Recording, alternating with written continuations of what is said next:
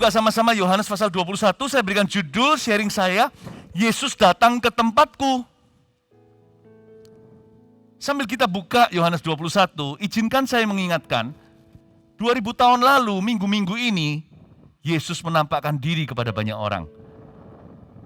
Baru minggu kemarin kita rayakan Paskah, kebangkitan Tuhan.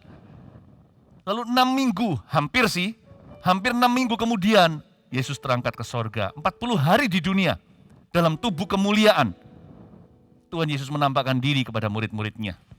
Total ratusan orang yang melihatnya. Lalu kita hari ini 2000 tahun kemudian, masih banyak pengalaman pribadi dengan Tuhan. Yesus itu hidup, dia nggak mati. Ya, dan hari-hari ini adalah hari-hari penampakan itu. Salah satunya adalah cerita yang tertulis di Yohanes 21. Dan Yesus ini masih melawat you and me. Dia belum selesai bekerja. Berarti penampakan Tuhan masih terjadi. Itulah sebabnya jangan puas hanya dengan teori. Minta lawatan Tuhan secara pribadi. Saya bertobat karena penampakan Tuhan. Nggak boleh iri, setiap orang punya pengalaman pribadi. Saya melihat Yesus di balik terang benderang. Di dalam gereja yang isinya nggak lebih dari 100 orang ibadah. Jauh lagi di negeri orang, di Kanada. Kalian bisa dengar suara saya nafas ya? Oke ya, nggak apa-apa? Nggak mengganggu? Oke ya? Berarti kalau kalian bisa dengar saya nafas, puji Tuhan, kabar baik, berarti saya masih hidup. Are you sure? It's okay? No. Oke ya, kita lanjut ya. Bentar ya, saya berkhotbah di AUG pakai masker begini itu berapi-api, harus atur nafas saya. Siapa di sini hari ini haus lapar akan kebenaran? Kasih tepuk tangan untuk Tuhan. Saya bertobat karena penampakan Tuhan. Tapi saya diubahkan terus-menerus karena lawatan. Jangan puas ketemu Yesus hanya sekali doang. Kita harus haus dan lapar akan kebenaran. Boleh nggak minta pengalaman pribadi sama Tuhan? Boleh aja. Karena Tuhan kita itu hidup. Dia rindu sekali bersentuhan dengan Anda dan saya. Saya diubahkan setelah saya menerima Yesus. Berminggu-minggu, berhari-hari, berbulan-bulan, bahkan bertahun-tahun. Lawatan demi lawatan Tuhan masih terjadi dalam hidupku hingga hari ini. Tapi Tuhan itu nggak memberi kita pengalaman yang sama. Tuhan punya 1001 cara untuk memberimu pengalaman pribadi. Yang penting hatimu dan hatiku haus dan lapar rohani. Minta Tuhan melawat kita. Jesus, please come. Don't just come into your heart. Let him come into your life daily. Minta sama Tuhan Yesus untuk datang ke hidup kita. Yesus, datanglah ke tempatku. Jangan nunggu kita ke gereja. When you raise your expectation, waktu kita angkat ekspektasi kita akan melihat kemuliaan Allah. Tuhan itu bekerja lewat iman kita. Sebelum kita baca, saya kasih sedikit dorongan iman kepadamu. Agar kita semuanya ini loh, jangan jadi Kristen secara agama. Tapi hubungan pribadi dengan Allah. Minta sama Tuhan melawat hidupmu hari ini. Orang yang paling keras pun bisa berubah kok. Sifat yang paling susah diubahkan pun masih ada harapan kalau Tuhan melawat kita. Ya, kita lihat sekarang ayat 21, Yesus menampakkan diri, pasal 21 ayat 1. Yesus menampakkan diri kepada murid-muridnya di pantai danau Tiberias. Ya kira-kira hari-hari inilah kejadiannya ini, 2000 tahun yang lalu. Kemudian Yesus menampakkan diri lagi kepada murid-muridnya di pantai danau Tiberias. Dan ia menampakkan diri sebagai berikut.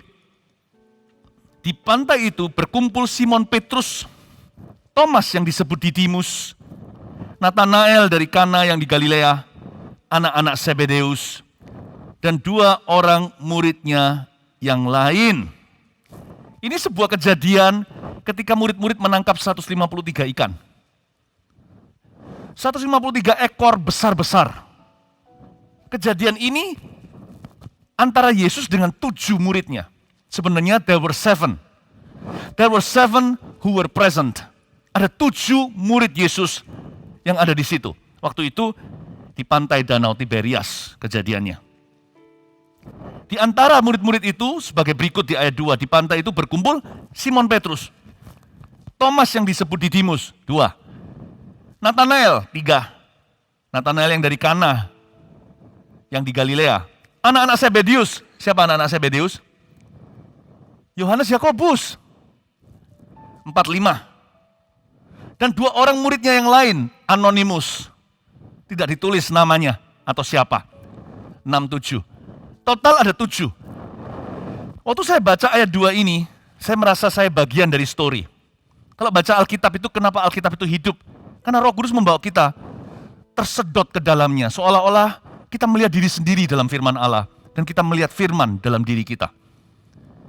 Kalau kita mau dapat yang paling banyak dari firman setiap kali kita membacanya, jadikan firman Tuhan personal. Dan saya suka sekali, tidak ada satupun kata-kata atau huruf di Alkitab, apalagi kalimat yang iseng ditaruh di sana. Ada 7 kan? 2 yang terakhir tercatat adalah 2 orang muridnya yang lain, anonimus, tidak diberi nama. Apakah Yohanes lupa? Karena penulis Injil Yohanes adalah Rasul Yohanes, Rasul kasih itu. Murid yang paling dikasih Yesus. Kalau saya baca semua kejadian tentang Yohanes, orangnya ini titan sekali, orangnya itu teliti. Yohanes itu yang pertama-tama mengenali Yesus. Yohanes yang ingat perkataan Tuhan, bahwa dia akan dibangkitkan. Nggak mungkin dia lupa teman. Kenapa dari 7 murid ini, 2 tidak ditulis namanya, 2 orang muridnya yang lain. Begitu aja penjelasannya.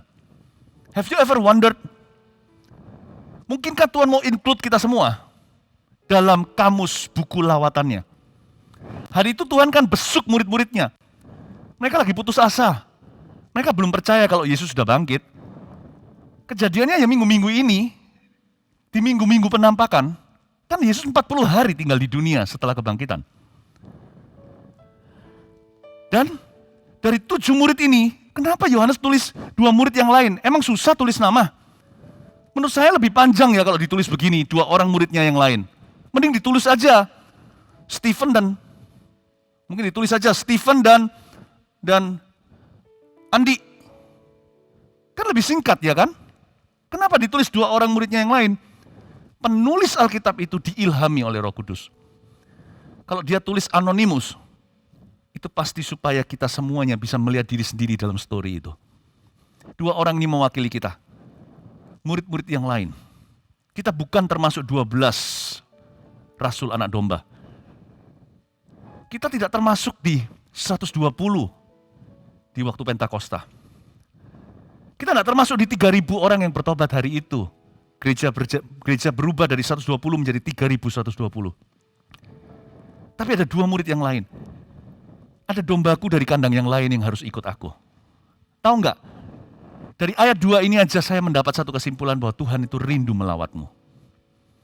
Tuhan itu rindu melawat kita baik di gereja atau di mana kita berada. Di rumah, di kamar pribadi kita. Jesus has always wanted and desired to visit you. Holy visitation namanya. Pembesukan ilahi. Visitasi ilahi. Allah rindu. Saya salah satu dari 2 murid ini. Ketika Tuhan lawat saya saat saya umur 18 tahun. Penampakan terjadi. Dan saya bertobat sungguhan hari itu. Tapi hari-hari kemudian, tak henti-hentinya saya alami jamahan. Sekalipun saya ini cinta firman dan firman ini segala sesuatu, Tuhan taruh nama dan firman di atas segalanya. Izinkan saya ngomong gini dengan pengertian yang benar dari sisi Anda. Jangan salah paham ya. Jangan puas hanya baca Alkitab. Minta Tuhan sungguh-sungguh melawat hidupmu. Saya baca firman bukan supaya nambah pengetahuan, saya baca firman supaya ketemu sama Tuhannya firman. Saya baca Alkitab karena saya mau alami an encounter atau perjumpaan pribadi dengan pribadi yang menjadi pusat perhatian Kejadian sampai Wahyu. Yesus Kristus namanya di Perjanjian Lama dan Perjanjian Baru. I want to know Him. I want Him to touch my life. More than anything. Jangan puas hanya baca firman. Minta sama Tuhan. Tapi kalau kita minta jangan kecewa dan jangan tentukan harus di zamannya cara begini. Pokoknya gua mau yang demikian. Nggak bisa begitu juga. Tapi kalau hati kita haus dan lapar ya. Saya masih ingat kok masa-masa ketika saya baru-baru lahir baru. Masih bayi rohani nih. Masa Tuhan itu akan dengar ya doa saya ya? Ternyata baby oe-oe aja Tuhan ngerti kok dia mau apa. Apalagi kita bayi rohani yang bisa menaruh dalam tutur kata yang jelas. Tuhan, aku rindu jamahan. Please touch me. Saya masih ingat waktu itu di kamar saya secara pribadi. Tiba-tiba saya menangis. Bukan karena saya cengeng. Saya orangnya tidak begitu. Saya rasakan kasih Yesus. Saya nggak tahu gimana caranya menjelaskan. Saya hanya nyanyi saja pakai gitaran. Itu pun ilmunya pas-pasan. Tapi waktu saya ulangi bait-bait terakhirnya. Kalimat terakhir biasanya orang Kristen di Indonesia itu suka mengulang-ulang kalimat penutupan sebuah lagu pujian. Kadang-kadang yang WL, yang pimpin pujian, kalau saya sih tandanya begini, kalau kalian lihat tangan saya ada 3 yang terakhir dimunculkan, ini saya kasih tanda kanan kiri kepada WL dan musisi. Diulang 3 kali lalu ending. Waktu saya mau ulang 3 kali lalu ending, karena saya sendirian saat teduh, jadi nggak perlu kasih tanda, karena saya tahu saya mau ending 3 kali, nggak bisa, saya ulang-ulang 7 kali. Nangis sejadi-jadi. Saya bisa rasa kalimat terakhir lagu itu, penutupan lagu pujian yang saya sedang dengungkan dan nyanyikan. Saya dilawat Tuhan. Saya nangis bisa merasakan kasih Yesus itu begitu besar. Begitulah cara saya berubah. Diairi terus dengan aliran surga. Dari Philip Mantova yang keras, yang dikit-dikit mau bunuh diri, yang gampang putus asa dan kecewa, hidupnya penuh kepahitan, pesimis sekali sebagai anak kedua dari 3 putra papa mama. Saya merasa yang paling gak bisa apa-apa, kecilnya sakit-sakitan, dilawat lagi, dilawat lagi, kata lewat dekat dengan kata lawat dekat dengan kata lewat. Ketika saya dilawat itu saya tahu saya sedang dilewat oleh Tuhan. Bukan dilewati atau dilewatkan, tapi saya dilewati oleh Tuhan, bukan dilewatkan. Saya dilewati di depan saya seperti Tuhan jamah saya lagi dan lagi, disitulah masa mudaku berubah. Bukan karena positive thinking belaka, kok bisa saya lebih sabar ya? Kok bisa lebih tegar ya menghadapi pencobaan? Kok saya lebih suka cita ya?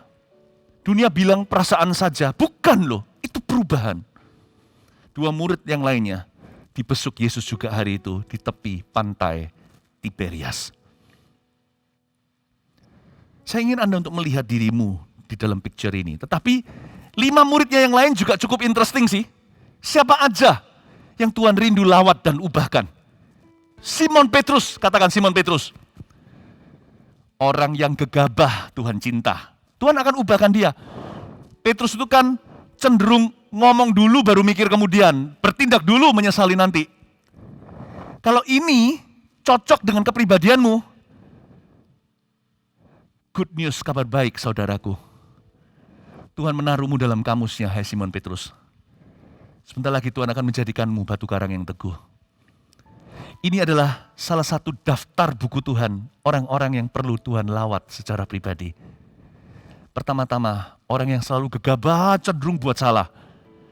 Good news, kabar baiknya. God has mercy on you. Tuhan berbelas kasihan kepadamu. Kalau kalian frustrasi dengan diri sendiri, aku ini loh kok, aku ini orangnya selalu melakukan kesalahan. Padahal aku udah ngomong sama diri sendiri, jangan, jatuh lagi. Lagi jatuh lagi. Don't punish yourself. Don't give up, jangan menyerah. Tuhan sayang padamu, hai Simon Petrus. Simon Petrus, Petrus orang pertama yang Tuhan lawat hari itu. Seorang yang gegabah. Selain dia siapa lagi? Thomas yang disebut Didimus. Thomas ini orang yang logis. Susah pengalaman. Gak main perasaan. Maunya logika dan bukti. Bahkan terkesan skeptis seringkali. Kalau enggak terlebih dahulu aku melihat, aku enggak akan percaya. Orang begini dibuang sama gereja. Dianggap orang-orang yang selalu terlalu banyak pertanyaan. Hanya mengkritisi dan mengkritik saja. Tapi Tuhan cinta. Tahu enggak Thomas menjadi seorang rasul yang membawa Injil dekat ke Asia. Dia mati di India. Orang yang ragu-ragu, yang bimbang. Orang yang imannya itu enggak pernah bulat. Imannya Thomas itu selalu setengah. Selalu ada cacat celah. Kalau orang lain itu imannya seperti hosti, kue perjamuan yang belum dipecahkan, itu bisa bulat begitu. Dia itu mesti ada crack-nya di mana selalu ada retak. Pernahkah Anda merasa Anda orang seperti itu? Aku ini susah percaya. Pikiranku ini loh, orang lain bisa nangis kok aku enggak. Orang lain bisa ketawa, bisa nari-nari. Aku ya mau sih, tapi dalam kasusku, kalau aku lakukan itu terlalu memaksakan diri. Aku bukan orang begitu. Aku iri sama teman-temanku. Kok bisa rohani ya? Aku cinta Tuhan, tapi diam-diam di hati. Belajar sih di AOG ini diajari untuk berekspresi. Tapi ekspresiku yang maksimal masih kalah dengan temanku yang masih kalah sama teman di sebelahku ini. Maksimalku itu baru setengah jalannya dia. Aku kok gak bisa jadi kayak dia ya? Aku kok gak bisa jadi orang yang romantis ya? Kalau kejar cewek, kalau sudah waktunya karena sudah kuliah, selalu kalah diserobot oleh laki yang lain. Karena aku ini kaku. Aku ini logis. Aku ini praktis. Lama-lama Anda merasa tersisihkan dalam kerajaan Tuhan. Merasa seperti orang seperti Anda itu gak ada tempat di dalam rencananya. Manusia bisa membuangmu dan meragukanmu. Hai si peragu, hai si pebimbang. Tapi Allah akan melawatmu. Dia akan menggunakan dan dia akan memilihmu dan menjadikan hidupmu berguna. Hai Didimus. Thomas ini menjadi rasul yang tidak bimbang dan ragu, menyerahkan dan meletakkan nyawanya untuk India. Gara-gara dia terbuka Injil ke Asia. Paulus tidak bisa ke sana, dihalangi Roh Kudus. Karena memang porsinya Thomas, si Didimus itu. You have a place in God's plan. And let me say this as your pastor. Sebagai gembala sidang, izinkan saya mengatakan kepada AOGers di sini maupun yang menyaksikannya di mana lewat online sekarang, dengarkan. You have a place in this church. Kalian punya tempat di gereja ini. Dengar gini, harusnya tepuk tangan dan katakan haleluya. Siapa yang merasa dirinya seperti Thomas Didimus? Angkat tangan. Oh enggak ada ya, memang lebih sedikit sih. Siapa yang merasa seperti Simon Petrus? Biasanya melakukan kesalahan lalu nyesel. Aduh, ya. Pasti kita temulah. Minimal 2 orang murid yang lain itu pasti kita include itu. Tapi selain Thomas Didimus, ada juga orang yang tipe Nathanael yang akan Tuhan lawat di gereja kita. Nathanael adalah seorang yang tulus dan polos. Dalam dirinya tidak ada kepalsuan.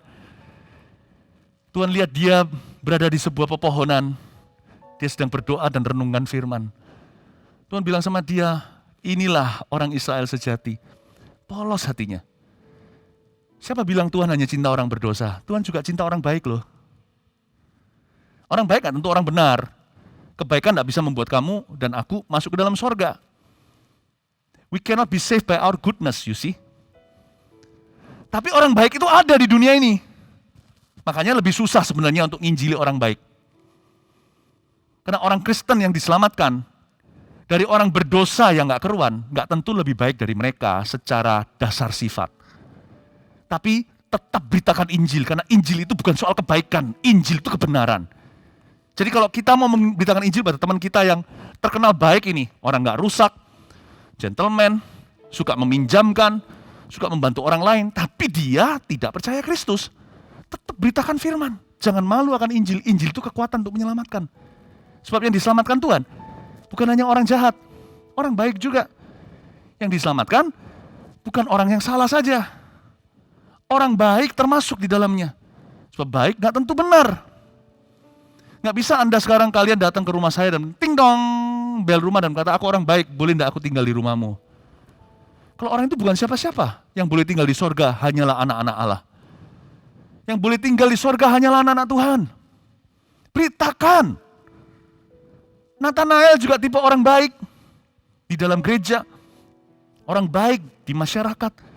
Tuhan rindu lawat, Tuhan cinta. Berapa kali saya sebagai hamba Tuhan melayani orang baik. Mereka bisa dengarkan Injil dan sopan santun. Tapi ketika mereka menerima Injil itu, mereka dilawat. Aneh ya, orang baik. Kelihatannya gak pernah berdosa seumur hidupnya.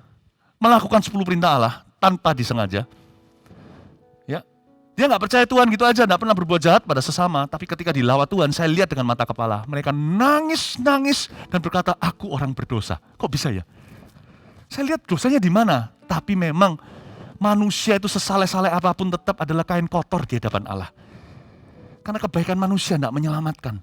Jadi ketika saya lihat orang baik diinjili, kalau dia menerima, itu indah sekali. Mereka nangis dilawat Tuhan, Roh Kudus jamah, dan mereka berkata, aku orang berdosa. Terima kasih kau ampuni aku. Ternyata sama orang jahat seperti saya. Masa laluku tidak bagus.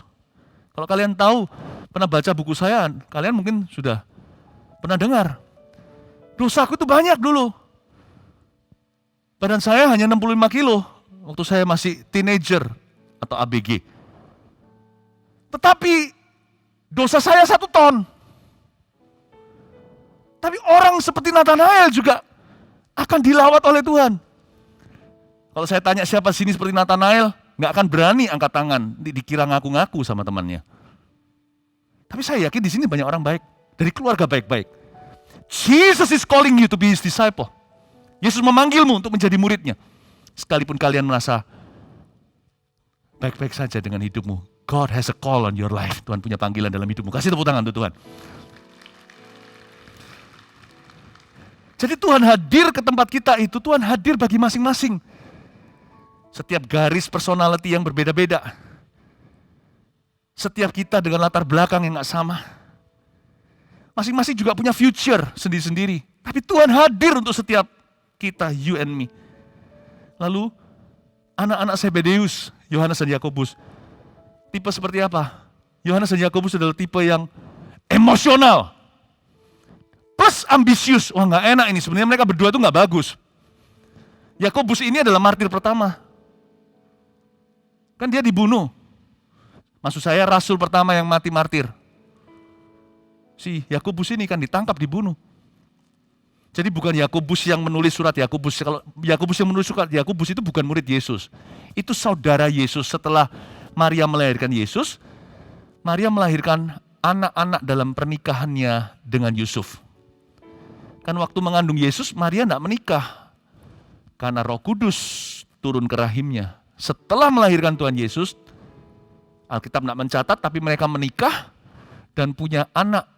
Saudara Yesus diantaranya adalah Yakobus yang menulis surat Yakobus dan Yudas yang menulis surat Yudas di Perjanjian Baru. Bukan Yudas Iskariot, banyak nama mereka sama. This is James, the brother of Jesus. Tapi Yakobus yang ini, anak Zebedeus, adalah murid-murid Yesus. Salah satu daripada 12 murid. Saudaranya Yohanes. Kalau Petrus itu saudaranya Andreas. Jadi banyak di dalam 12 rasul Yesus itu ada yang saudaraan dipanggil. This is beautiful. Kemungkinan besar loh ya, panggilan Tuhan atas hidupmu. Sekalipun unik, Tuhan sekalian memanggil saudaramu. As for me and my house, we will serve the Lord. Aku dan keluargaku, kami akan melayani Tuhan. Jadi panggilanmu, bersama dengan itu Tuhan memanggil adikmu. Hai Petrus, hai Andreas, hai Yohanes, hai Yakobus. Nah Yakobus ini, dia mati sebagai martir. Dibunuh oleh raja saat itu, Herodes yang jahat. Lalu mereka setelah Yakobus dibunuh, Petrus kan ditangkap. Lalu dilepaskan secara ajaib dari penjara. Semua tercatat dalam Kisah Para Rasul. Anak-anak Zebedeus ini gak seheroik itu awal mulanya, mereka bukan pahlawan. Yohanes juga enggak. Yohanes jadi rasul kasih itu perubahan karena lawatan. Yohanes itu emosian. Yesus gak bisa masuk Samaria karena dilarang oleh orang-orang lokal. Mereka loh memberi ide gila. Tuhan Yesus, guru, panggil aja Halilintar. Kita barbecue mereka semuanya medium well atau well done. Hajar Tuhan. Emosian. Ambisius lagi. Like mother, like sons. Satu-satunya mama yang ikut-ikut campur pemuritan Yesus adalah mamanya Yohanes Yakobus, istri Zebedeus. Ngomong sama Tuhan apa? Tolong ya Tuhan, nanti kalau engkau sudah di Firdaus, suatu hari kelak kau ke sorga, gak peduli dia kalau Yesus mati atau apa. Pokoknya yang penting anak-anak gua. Satu sebelah kananmu, satu sebelah kirimu ya, biar mereka bertata bersama dengan engkau. Tuhan Yesus tidak menolak. Tapi juga tidak gampang menerima. Tuhan berkata, sanggupkah mereka minum cawanku? Tapi setelah itu Tuhan Yesus berkata, sebenarnya mereka sanggup sih. Mereka semua juga akan menderita karena saya. Tapi siapa yang duduk di kanan kiriku, tergantung Bapa, bukan padaku. Ambisius, ngamuk rasul-rasul yang lainnya. Main mama. Nggak fair nih. Sehingga mereka semua berdebat akhirnya siapa terbesar di antara mereka. Ini yang nggak enak sih di dalam gereja. Dijadiin teman juga nggak terlalu nyaman. Orang-orang yang emosian. Jangan dibuang teman kayak gitu, didoakan. Karena siapa tahu nanti jadi rasul kasih temanmu itu. Dari emosi menjadi rasul kasih. Saya dahulu kala saya dan saudara-saudara saya itu dapat julukan yang sama waktu di Vancouver, Kanada. Saya masih ingat kok dulu, saya sama koko saya itu gara-gara adikku, kita hampir berantem dengan orang tua murid. Yang berantem antara adik dengan temennya, saya hampir berkelahi dengan papanya. Saya masih SMP waktu itu, nekat sekali saya pulang dijewer papa mama. Nggak bangga saya, koko saya dan saya pergi ke sekolah, tantang orang tuanya.